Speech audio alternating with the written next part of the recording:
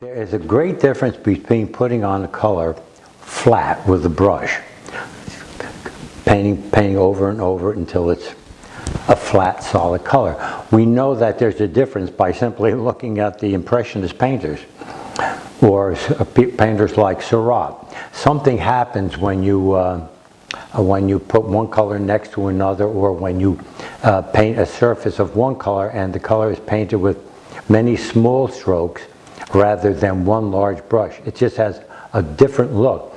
But there's more than that.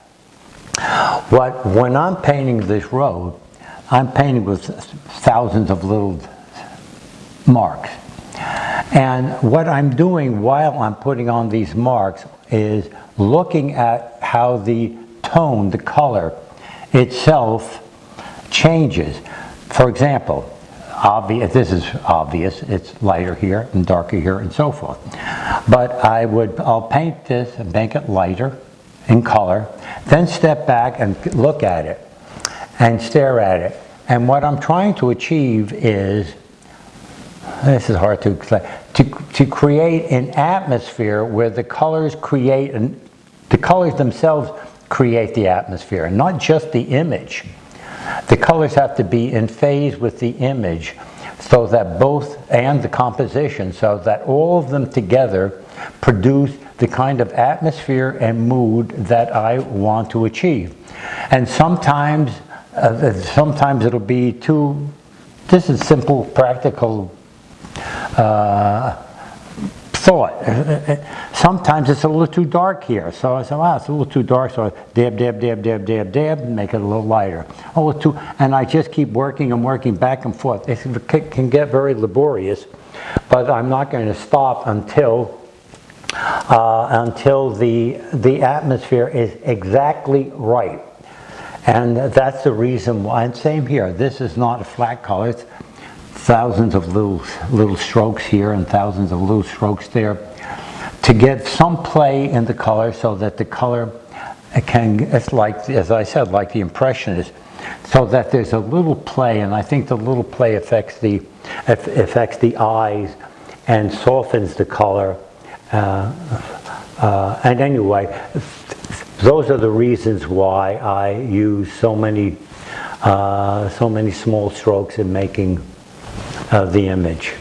It's simply to constantly adjust the color until it produces the atmosphere I like.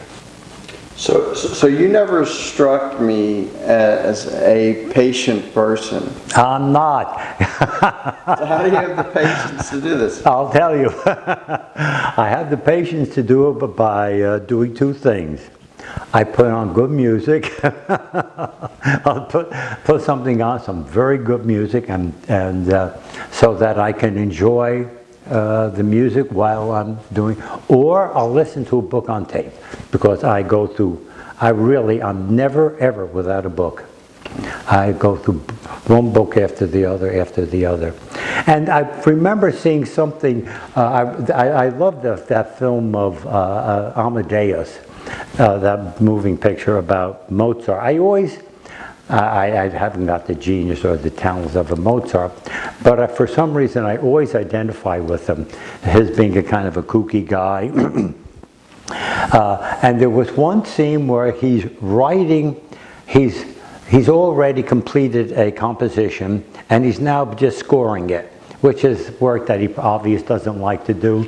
So he's at his pool table, and he rolls one of the pool table balls, and it bounces off the cushions, and it comes back, and he grabs it. And then he keeps writing. He rolls the ball, and he goes around, and it comes back. And I think he kind of has to preoccupy himself with something so that he can tolerate this labor of. It's just labor. I mean, I suppose that there are some composers that have other people do this kind of work for them, and I think probably Mozart would have loved it. But and it's also wonderful to look at his scores. They're so clean. He does right off. Everything is right.